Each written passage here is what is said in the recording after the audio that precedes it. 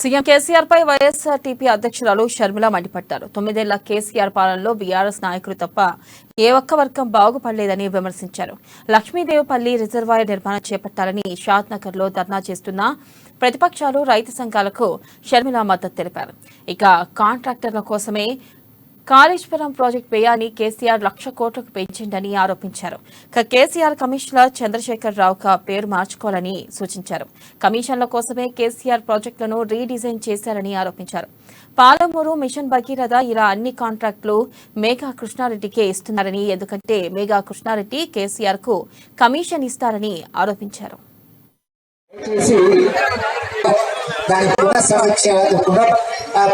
పంపిణీ చేయాలని మేము కరువు వ్యతిరేక పోరాట కమిటీ నుంచి బాలగోపాల్ మేము కన్వీనర్స్ గా మేము మొత్తంగా రాష్ట్రం అంతా తిరిగి మన దగ్గర కాదు, కోస్తాంధ్రాలో కూడా మన రాయలసీమలో కూడా వెళ్ళి మనం ప్రచారం చేసాం.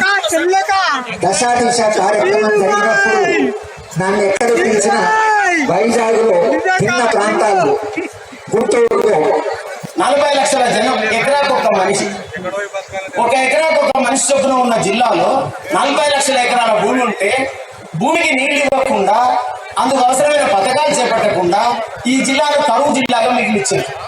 ఎందుకు మిగిలిచ్చిందంటే వీళ్ళు భూమిలోనే పనిచేసుకుంటూ ఉంటే 10 మనుషుల్లాగా దొరుకుతాం. ఈ లోపల శ్రీశైలం ప్రాజెక్టుల నీళ్ళు అయిపోతాయి, నెట్టెంపాడు కూడా ఉంటాయి, ఆ లోపల జూరాల నీళ్ళు అయిపోతాయి.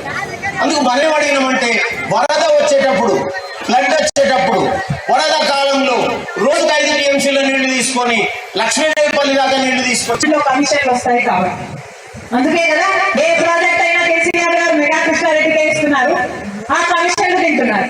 మరి ఏమనాలి కేసీఆర్? కమిషన్ల చంద్రశేఖర్ రావు అనక ఏమనాలి? ఒక్కసారి ఆలోచించండి. కేసీఆర్ గారు ఎన్ని వాగ్దానాలు ఇచ్చాడు? రుణమాఫీ చేస్తారు రైతులని చెప్పారా లేదా? డబుల్ బెడ్రూమ్ వెళ్ళి చేయిస్తారని చెప్పారా లేదా? ఇంటిలో ఉద్యోగం చెప్పాడా లేదా?